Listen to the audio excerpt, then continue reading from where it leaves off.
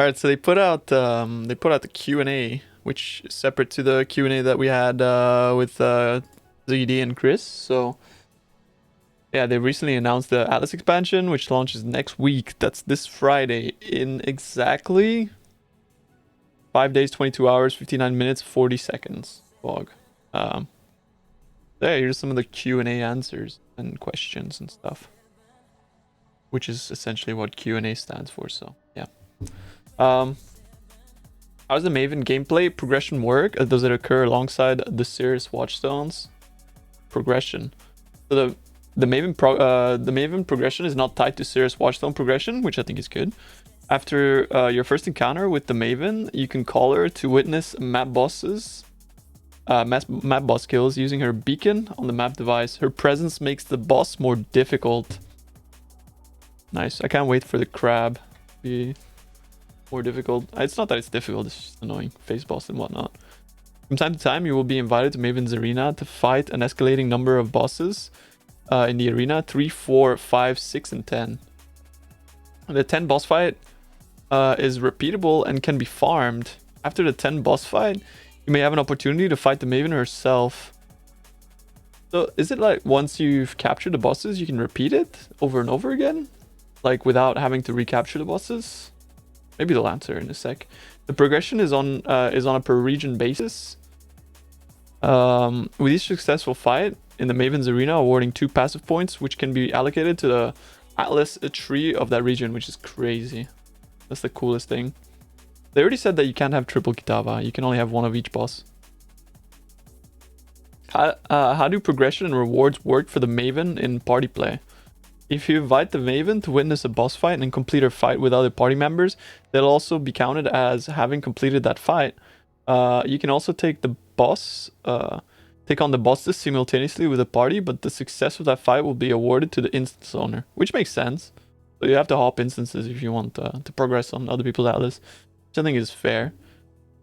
How exactly are bosses captured for use in the Maven's challenge? When you enter a map, you can click the Maven's beacon on the map device to summon her to witness your fight. If you're successful, this boss will automatically be counted as witnessed. Once the Maven has witnessed enough boss fights in that region, an item will pop up that allows you to travel to her arena to fight those bosses again.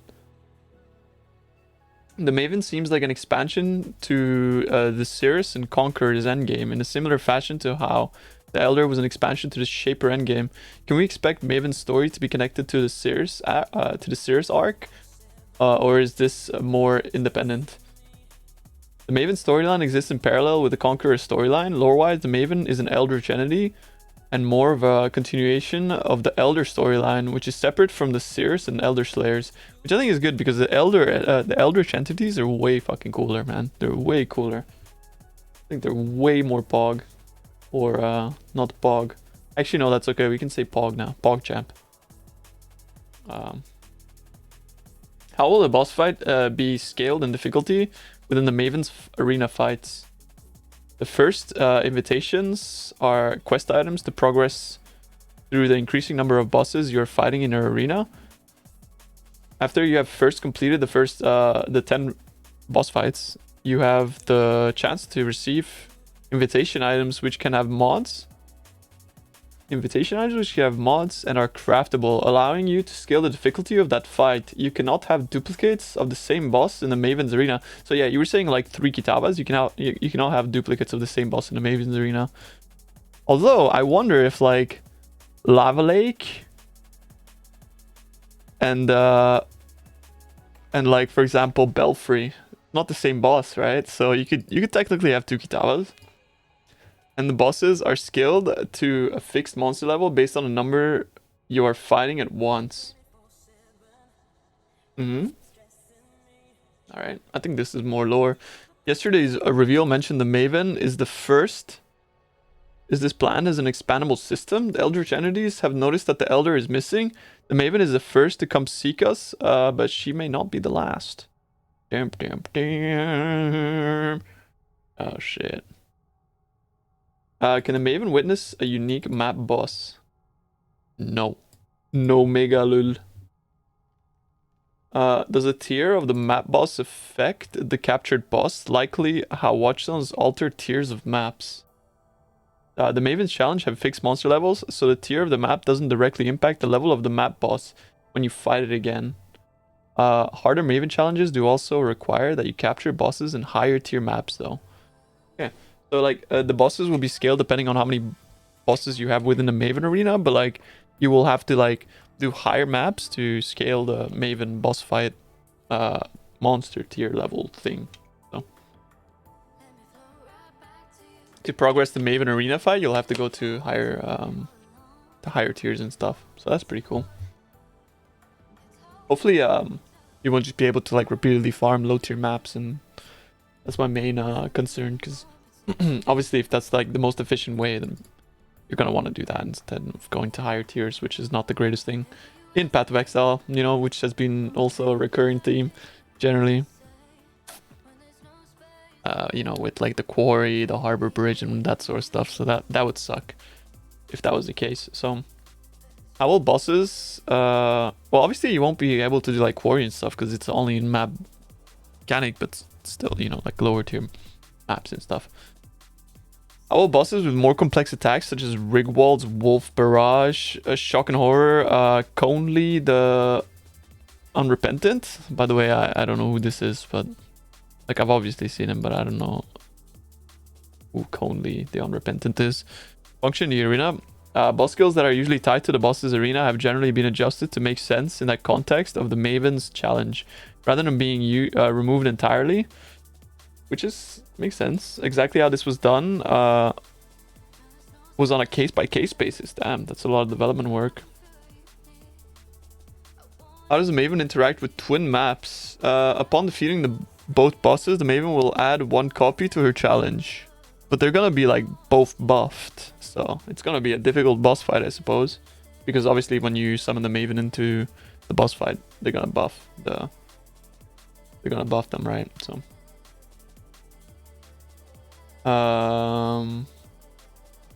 can we instruct the Maven to witness boss fights on a map occupied by the Elder Guardians?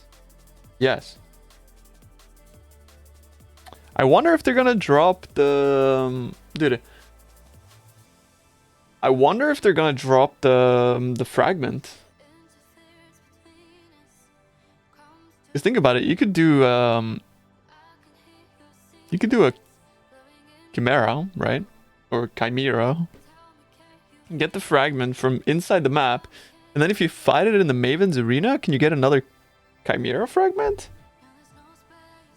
Because you could technically double your efficiency for Shaper and stuff like that, and Elder, so basically get twice as many, which is crazy for, you know, generally I think it's pretty fucking crazy. I think that's good. It's gonna make the boss fight more hard, more difficult, obviously, so I think very, very early league is gonna be a little bit of struggle to do that, but yep. What happens if you die in the Maven's challenge? Can you re-enter the arena? It's open from the map device and there are 6 portals like normal. You can re-enter if you have enough portals left, or if you're not in standard, of course. Yep.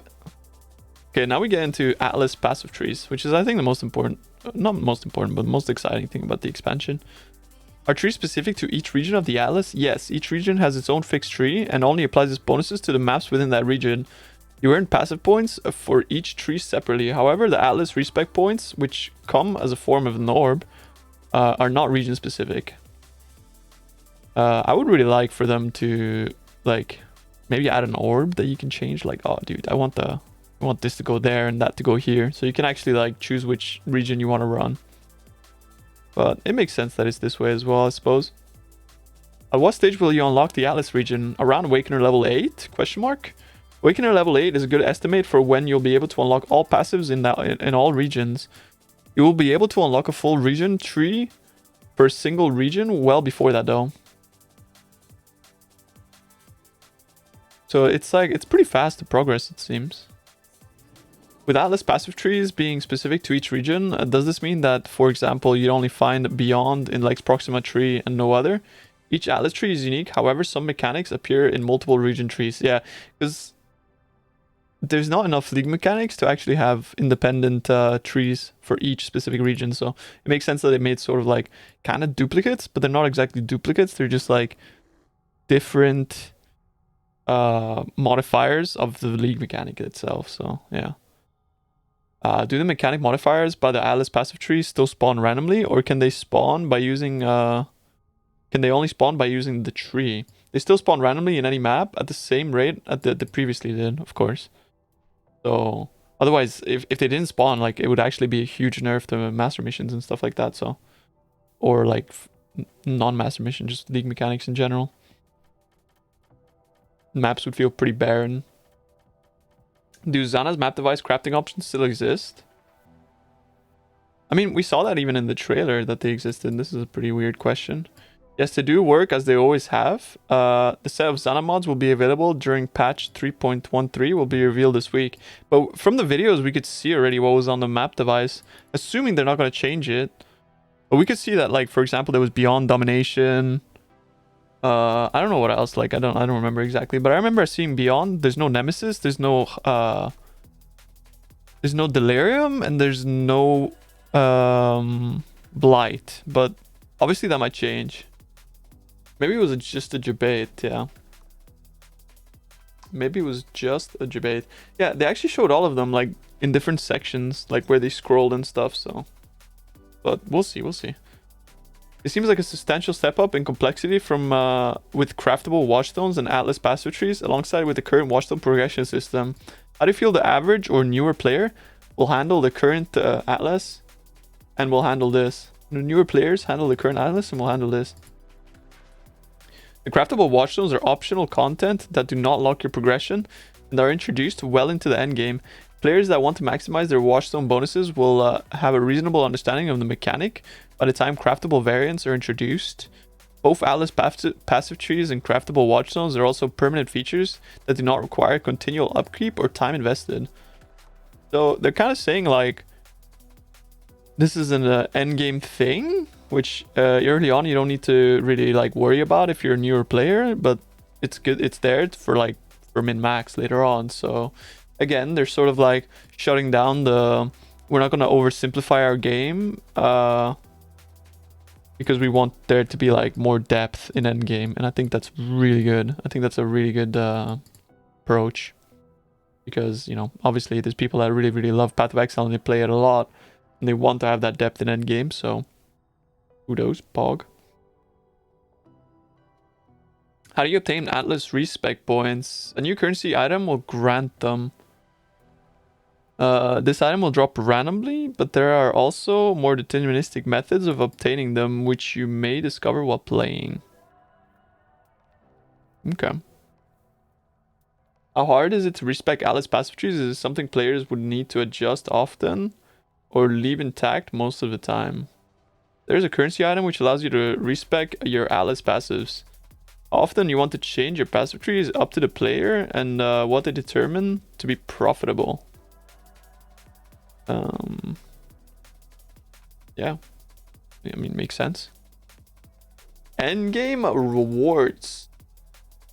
There's still a couple things here, so holy shit. Actually, there's so much. Holy moly.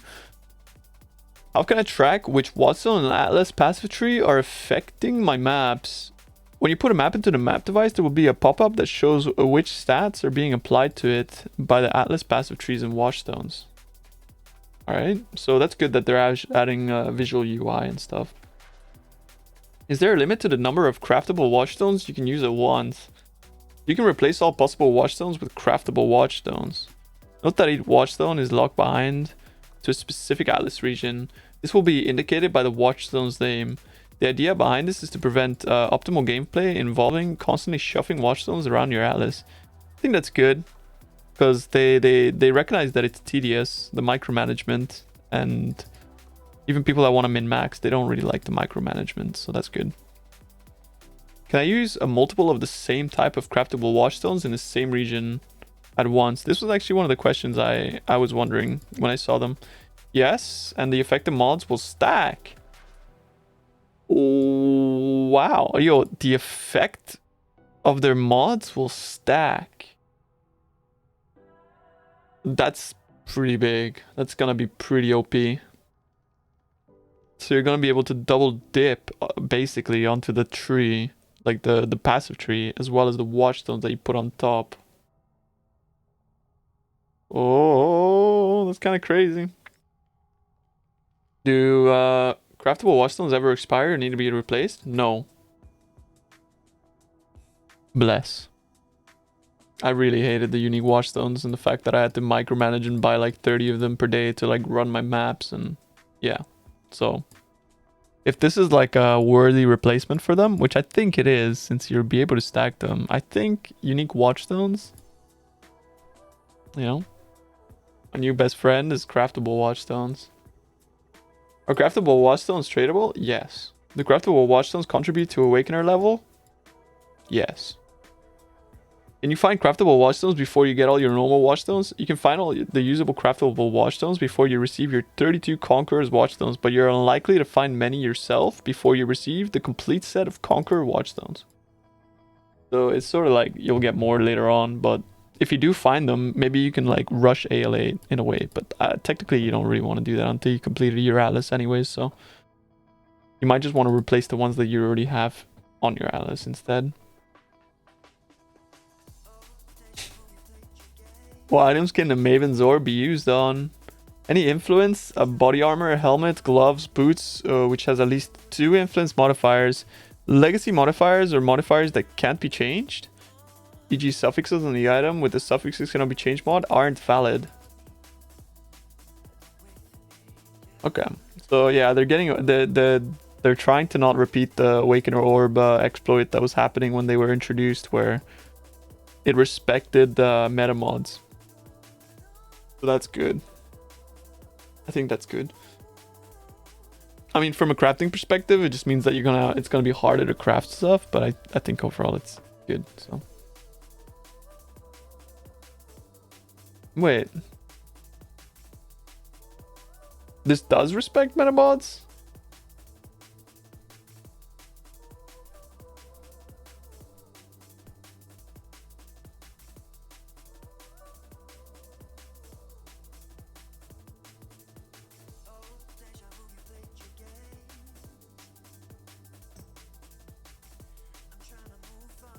You can then, okay. If you work up 2 elevated melts that are prefixed to suffix, you can then suffixes to prefixes cannot be changed and stop them from being affected.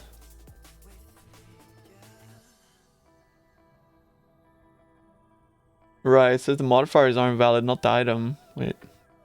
That's kind of OP.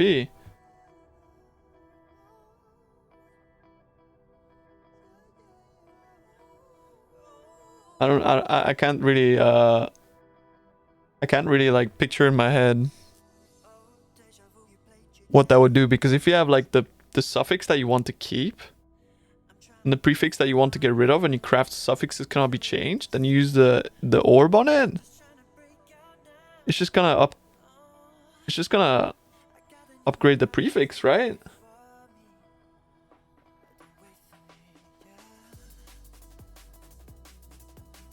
No, I don't think that makes sense.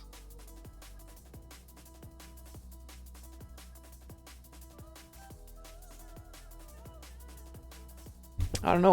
We'll have to see about that. That doesn't make sense because it removes 1 affix and adds 1 affix. So I don't know. You'll still need 2 unlocked mods, right? Yeah, that's yeah. So you'll need like 2 bad prefixes and 1 good suffix or something, or like 1 good prefix, 1 good suffix, lock suffix, and it's gonna have another influenced prefix, and you're gonna 50-50. It removes 1 and it elevates it. Yeah. It wouldn't work? Okay, it doesn't matter. We'll figure it out. Let's just read through the Q&A. Sounds pretty like some... There's gonna be some way to min-max, I suppose, if you can meta mod it. What mods exactly can the Maven Orb upgrade? It can upgrade any influence-specific mods. A tier 3 mod will be replaced by with its tier 2 version. For example, If it's selected a tier 1 mod to upgrade it, it will replace with a new elevated mod that has even stronger effects. So I suppose as well, like if you have like a near perfect item. No, it doesn't work. Like you can gamble on it multiple times. Technically, if you have more than 2 influence modifiers. How does a Maven orb interact with items that have multiple influence types? It doesn't distinguish between different influence types in any way. For example, if you use it on an item that has 3 shaper modifiers and 3 redeemer modifiers, it will still just pick 1 modifier to remove and 1 to upgrade at random. Okay. Can the elevated mods be transferred with an Awakener's orb? Yes. Oof. Kind of crazy. Roughly how rare is the Maven's orb? Similar to the Awakener's orb. So rare, but not too rare. Rare, but not too rare. So in Ritual, who will get the reward Ritual when playing in a party? The instance owner gets to choose a reward. So there won't be like the Kadiro scams. Can party members view the favored window and select which reward? Where you select which reward? Yes. Can you defer more than 1 ritual item? Yes. Can you defer an item more than once? Yes. Yeah. So like if you find a HH, you can keep deferring it over and over again until you can afford it, which is cool. What happens when 2 people are in an area with a ritual and one of them is not in the ritual circle? All players must be within the ritual circle when the ritual starts to participate in it. But so like, you know how there's like that black mist? Will they just get stuck if they're not there, or will they be teleported inside of it? We shall see. Can you leave a ritual before the fight is over? You can portal out or close the game client at any time. Yep, that's for hardcore right there. Can you fail at a ritual? If all players within the ritual die or have left, then it fails. You can come back and spend any tribute you did earn before it failed. Okay. Can you lose access to the rewards you've deferred? If a deferred reward comes up again in a later area, you should either purchase it or defer it again. If you don't defer it again, it doesn't completely vanish immediately, but it does recover some of its original cost. If you allow it to get all the way back up to its starting value, then it stops reappearing for you. Okay. That makes sense. I think that's good. It's a good system. Are we intended to pull monsters to the ritual sites? No. A ritual will spawn near the monsters. Will spawn near monsters and will also spawn extra monsters around the altar. You must clear these monsters before you can start the ritual. After activating the altar, you must kill the monsters again. While fighting against the effects of the ritual. I'm having a hard time reading these sentences sometimes. Each subsequent ritual in an area will include the previous found monsters as part of the ritual encounter to make them progressively harder to complete. Pulling other monsters into the ritual site will not cause them to be added to the ritual. So there won't be like tedious pull monsters into ritual type stuff, so that's good. Yeah, next. Do items from the favor window use a new high quality rare item generation system? Some favors view the smart loot generation system, but it depends on the type of item. There are quite a variety of stuff offered, so it'll all make sense on some. Do any ritual specific rewards, such as new bases or uniques, drop from monsters during rituals? Or are they only purchasable with the tribute? All of the new rewards introduced in ritual are purchasable with tribute and do not drop from monsters in ritual encounters. Okay. So you will get no loot from the ritual itself. You'll get favor, which then you can buy things with.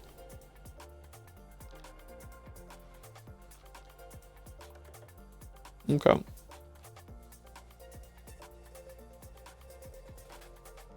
So ritual vessel capture monsters.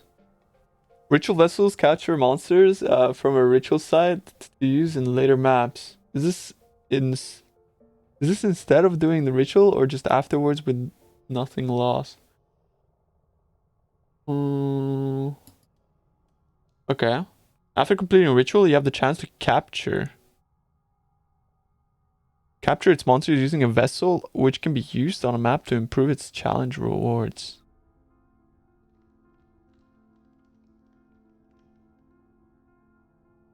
I guess you can't choose which monsters, but yeah. So like you use the vessel onto the ritual pylon, I guess.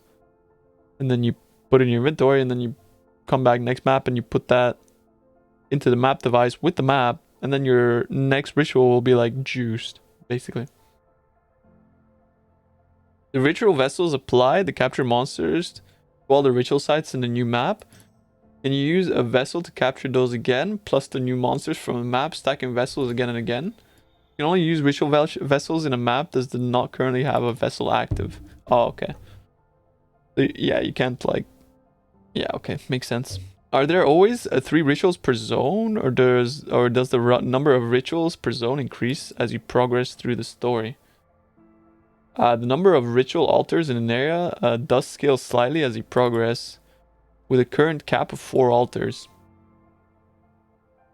I feel like the ritual altars will be like farmable in low level areas like way more efficiently than high level areas, which kind of concerns me because some uniques have like a higher chance to spawn in low level areas.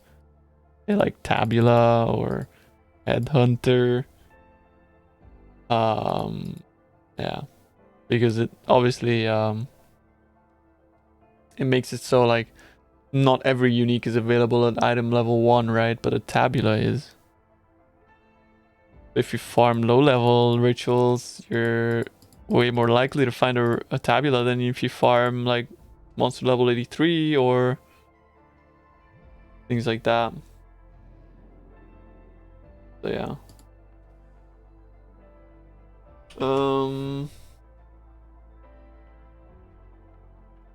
One sec here.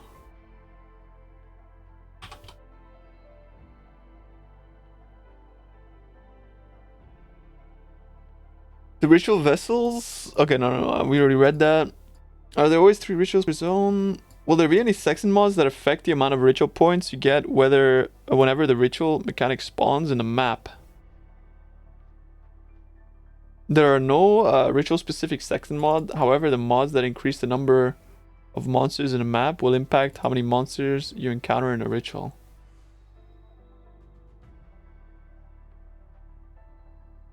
So like, yeah, I mean, that makes sense. Just like everything, like pack size and more rares, they'll affect how many monsters are in your ritual, so that's good. Yeah, exactly, new man.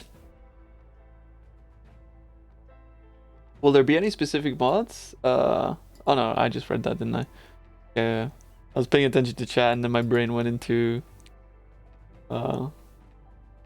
confused. Feels tank, man. How's the barrier around the ritual circle enforced? You cannot enter or exit it, but it doesn't hurt you. It's kind of like synthesis, if people remember. Like, yeah. Bear in mind, we are going to have a huge Ascendancy rework. What about the Scion? I think they already answered this in the Q&A. The Scion has been introduced in the rework, and we think she's in a good place now. I would really like to see the Scion stuff. How does Battle Mage interact with Spell Slinger? The damage from Battle Mage and Spell Slinger add together.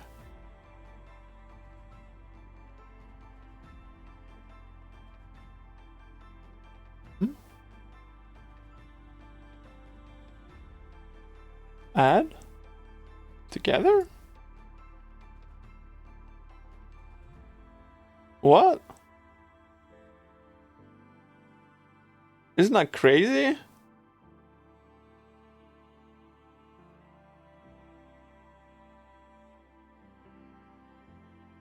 We'll see about that, but anyways.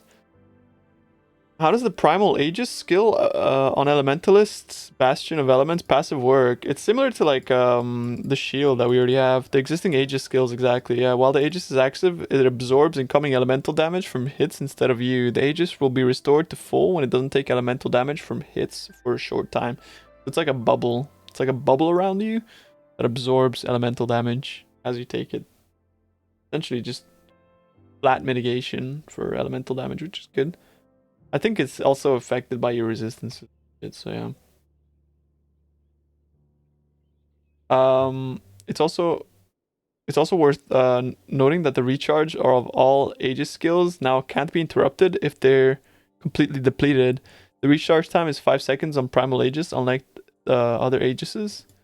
The amount of damage Primal Aegis can absorb is based on how many notable passives you have allocated. Okay.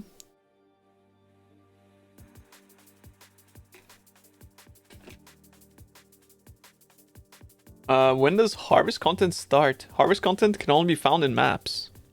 Good. Goodbye, Quarry.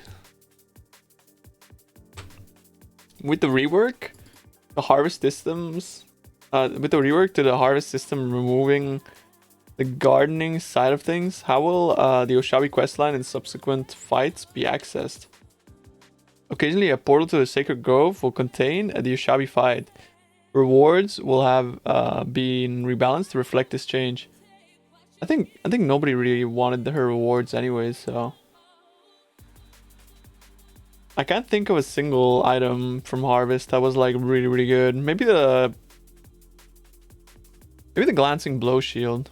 That was a pretty good one. The ring was actually good. Did people actually use it? I don't think she really offered them at all. Yeah, but whether you like them or not, it's like they weren't very good. The Primal Aegis is like, it's pretty good. Oh, right, the Bomber Ring, yeah. That's true. That's a really good one. How will I locate pairs of harvests in a grove? They will appear on the minimap. Okay. 3 heist lockers? Yeah, but you can only save 10 crafts. So that's fine.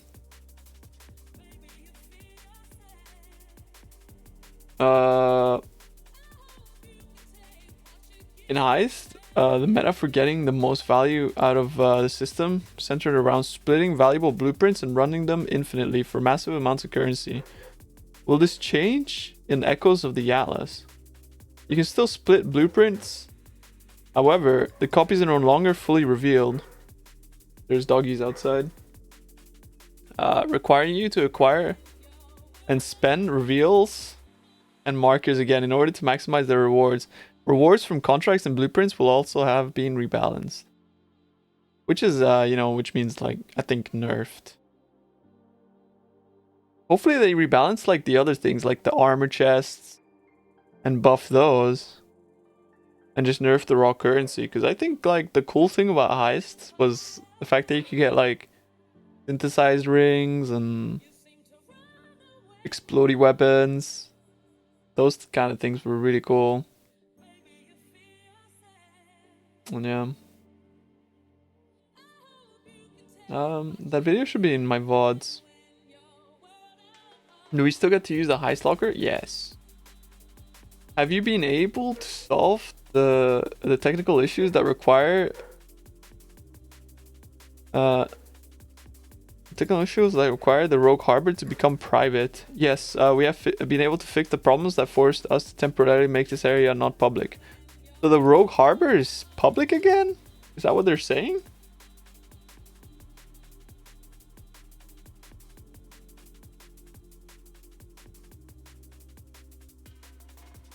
Okay. Yeah, okay. I'm pretty sure like that sort of stuff like promotes. Like I kind of liked it being public, honestly, but at the same time, it was really scuffed. MTX showcase, exactly. Okay, will Sears stay in the game? Sears' place in endgame hasn't changed for now. The Echoes of the Atlas endgame content runs in parallel to the Conquerors of the Atlas content. Rather than replacing any of it, the content may be removed from Path of Exile in the future. I think them acknowledging this is like pretty ballsy. Because it's basically acknowledging that I feel like most people don't like that content. And they never really acknowledged in the past that they were going to remove Elder. Did they? But yeah. What are the redacted items in the new schedule?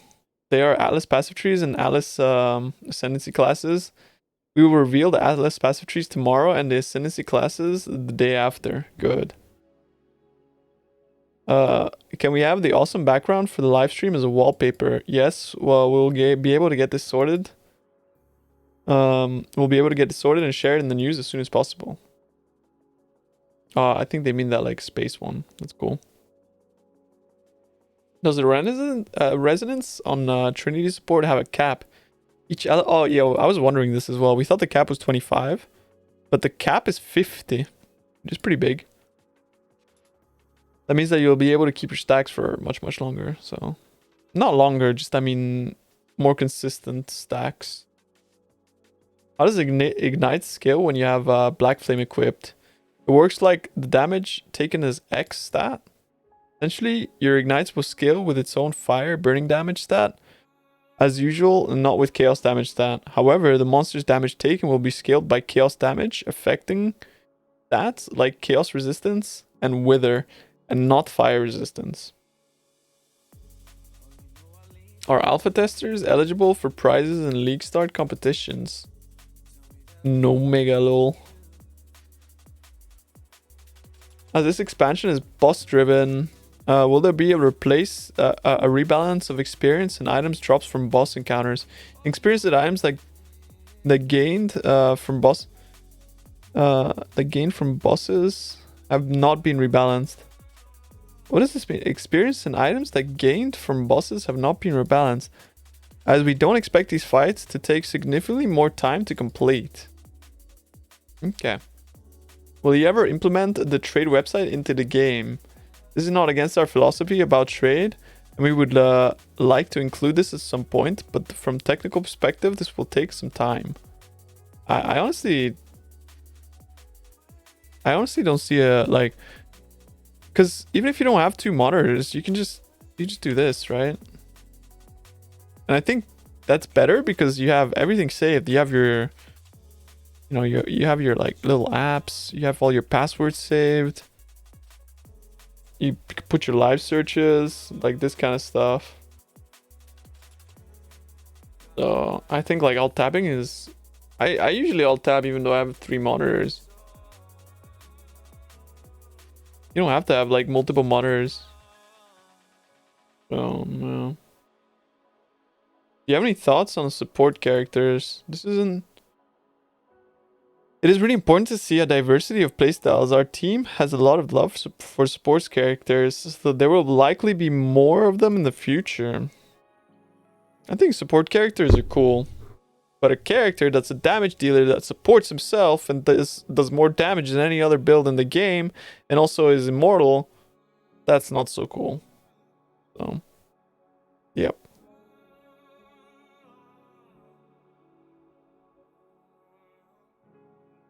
Are there going to be stash tabs for Heist, Harvest, and Ritual? There are no new stash tabs being introduced at this time. I think that's good. But at this time, it makes me a little worried.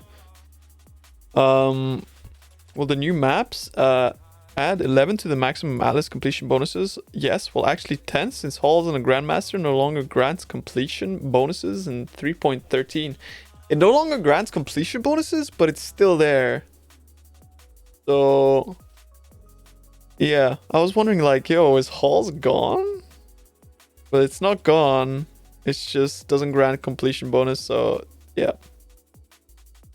Yo, the Bakari says awesome work. Heck yeah. There it is, dude. That is the Q&A released on the 9th of January 2021. That's today. And yeah, you guys should watch the Q&A with Chris Wilson and Ziggy Diggy, because I feel like that's a pretty good Q&A. They went into a lot of depth.